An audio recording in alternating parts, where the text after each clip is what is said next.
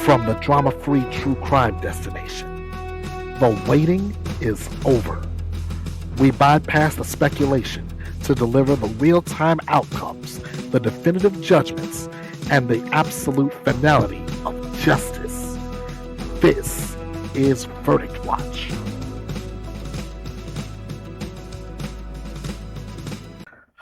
A woman who killed her boyfriend's 6-year-old blames the boy's dad at sentencing. I'm Ernest Bethea, the last outlaw. This is a special sentencing edition of Verdict Watch. A Wisconsin woman convicted of killing her boyfriend's young son blamed the child's father at sentencing. 34-year-old Josie Dikeman was convicted of first-degree reckless homicide, chronic neglect of a child resulting in death, and repeated physical abuse of a child causing death after her boyfriend's 6-year-old son, Xavier A.J. Pedron, died in February 2023. At the time of his death, A.J. had bruises to his face, scalp, and neck, internal injuries that included swelling to his brain and a torn liver, and Xanax in his bloodstream. A.J.'s father, Derek Pedron, described his son as an amazing kid who loved cars and Lightning McQueen at Dikeman's sentencing. I have a deep regret in trusting Josie with my son, and I regret not letting his family see him because you didn't like them. He never deserved what you did to him, he said. How do you live with yourself? Asked AJ's mother, Jenna Love, who testified at Friday's hearing via Zoom. I hope you experience every bit of pain and maltreatment you caused for my son. My son's life was taken by your demonic behavior. Dikeman's son, who testified for the prosecution at her trial, had a statement read on his behalf at the sentencing hearing. I know it wasn't my fault, but I still blame myself for not being able to stop it, he wrote.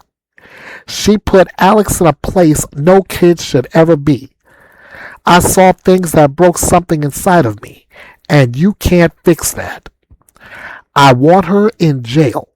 I want her far away from me, my family, and every other kid so she doesn't get to hurt anyone else.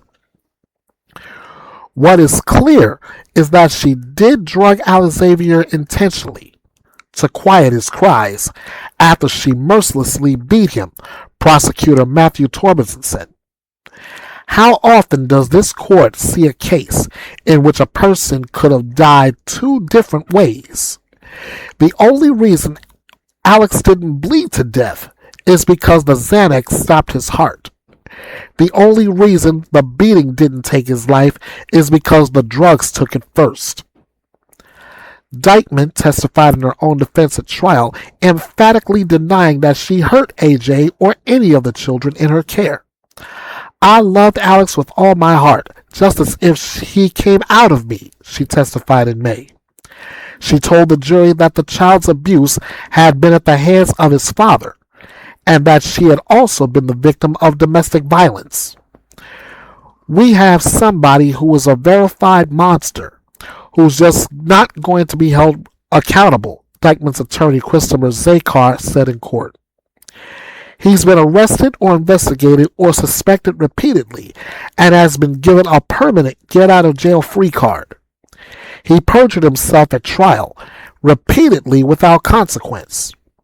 He admitted to being a drug dealer who very likely brought in the Xanax that killed his son a day or two before his death, Zakar went on to warn that without an investigation, it's going to happen again, and Josie is not going to be responsible to blame for this one.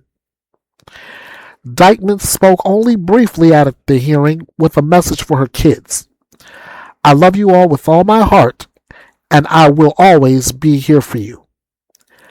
Judge Elliot Levine acknowledges the defense's claims about Pedro's responsibility, but said that ultimately the jury had made its decision by finding the defendant guilty. Levine sentenced her to serve 20 years in prison, followed by 12 years of supervision, with credit for 694 days time served. Thank you so much for joining me here at the drama-free true crime destination. Please be sure to follow Bethea's Byte Reloaded all over social media and support the channel through PayPal and Cash App. You can get your true crime news right here with no gimmicks, no drama, and no BS. This is Bethea's Byte, and it's reloaded.